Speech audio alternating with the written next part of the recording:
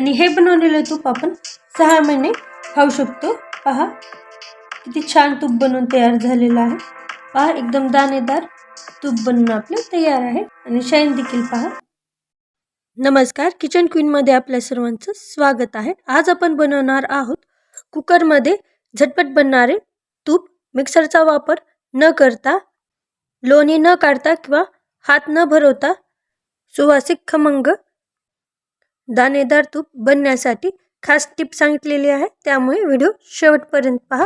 Video आवडल्यास व्हिडिओला like, share आणि कमेंट करायला विसरू नका। चॅनलवर नवीन असाल तर चॅनलला जरूर सबस्क्राइब करा। 10 दिवसाची दुधावरची साय जमा केलेली आहे। यामध्ये स्टार्टिंगला मी थोडंसं दही टाकलं होतं आणि रोज मी फ्रीज मध्ये अशा प्रकारे दुधावरची जी साय निघते ती अशी जमा केलेली आहे।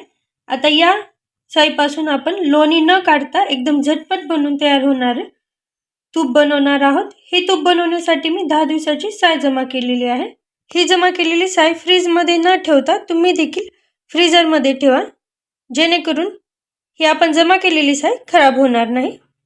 ही जमा केलेली साय आता आपण कुकर मध्ये टाकून घ्यायची आहे अशा प्रकारे। या जमा केलेल्या साईमध्ये आता आपण 1 ग्लास पाणी घेतलेलं आहे, तर यामध्ये आपण अर्धा ग्लास पाणी टाकणार आहोत, म्हणजे 1 कप पाणी टाकायचं आहे फक्त, जेणेकरून कुकर करपणार नाही। एक वेळेस आपण पळीने फिरवून घेऊया। व्यवस्थित साय पाण्यामध्ये मिक्स व्हायला पाहिजे। आता आपण कुकरला झाकण लावून घेऊया आणि मीडियम फ्लेमवर कुकरची 2 शिटी काढून घेऊया।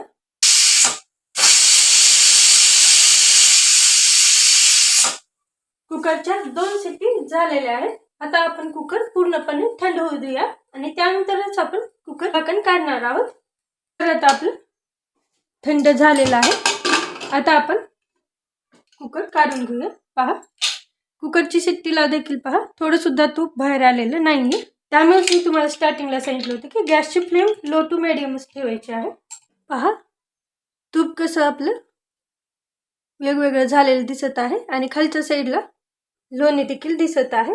एक वेळेस आपण पळी फिरवून घ्यायची आहे आणि गॅसची फ्लेम मीडियमच करायची आहे। एक उकळी येऊ द्यायची आहे। पहा एक उकळी आलेली आहे। कुकर मध्ये आता आपण 1 चुटकी खायचा सोडा टाकायचा आहे, म्हणजेच बेकिंग सोडा, आणि व्यवस्थित हलवून घेऊया। बेकिंग सोडा टाकल्यामुळे तूप आता निघेल आणि कंटिन्यूअस हलवत राहायचं आहे। छान असं तूप निघायला मदत होईल। जवळपास मला 5 ते 7 मिनिट झालेले आहेत, पाहू शकता तुम्ही। आता लवकरच आपले तूप बनून तयार होईल। थोड्या वेळाच्या नंतर अशा प्रकारे तूप तयार झालेलं आहे। पहा थोडंसं तयार होत आहे, त्यामुळे कंटिन्यूअस या स्टेजला हलवत राहायचं आहे। आणि या लास्टच्या स्टेपला एक महत्त्वाचा इन्ग्रेडियंट आपण टाकणार आहोत, तुपाला वास लागणार नाही। हे तुळशीचे पानं आहेत। जर तुमच्याकडे अवेलेबल असतील तर 2 ते 3 तुळशीचे पान टाका, त्यामुळे वासही लागत नाही आणि जास्त दिवस तूप टिकतं। त्यामुळे थोडेसे 1 ते 2 तुळशीचे पान टाकायचे आहे। आणि हे तूप जास्त दिवस टिकावं आणि दाणेदार बनावं यासाठी या स्टेजला फक्त 1 टेबलस्पून पाणी टाकायचं आहे। थोडंसं हळूच टाकायचं आहे पाणी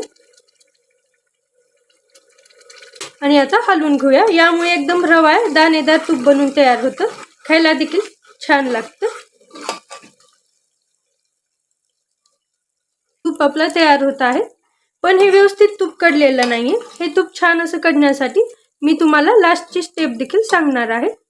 हा अशा प्रकारे तुपाला एक बॉईल येऊ द्यायची आहे, म्हणजे सुकू द्यायचं आहे। याचाच अर्थ तूप आपलं बनून तयार आहे। आणि जे खालच्या साईडचा छेना तयार झालेला आहे अशा गोल्डन कलरचा तयार व्हायला पाहिजे आणि असा फेस तुपावरती तयार व्हायला पाहिजे। याचाच अर्थ तूप आपलं बनून तयार आहे।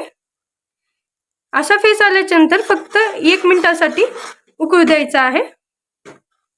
1 मिनिट झालेला आहे, सर्व तूप आपलं तयार आहे, पाहू शकता। आता थोडंसं 5 मिनिटांसाठी या तुपाला आता आपण थंड करून घेऊया आणि यानंतर आपण कंटेनर मध्ये हे तूप भरू शकता। नवीन पद्धतीने तूप बनवून आपलं तयार आहे। नक्की ट्राय करा ही रेसिपी. व्हिडिओ आवडल्यास व्हिडिओला लाईक, शेअर आणि कमेंट करायला विसरू नका. चॅनलवर नवीन असाल तर चॅनलला जरूर सबस्क्राईब करा. पहा किती छान असं तूप बनवून आपलं तयार आहे. एकदम खमंग असं तूप बनवून तयार आहे.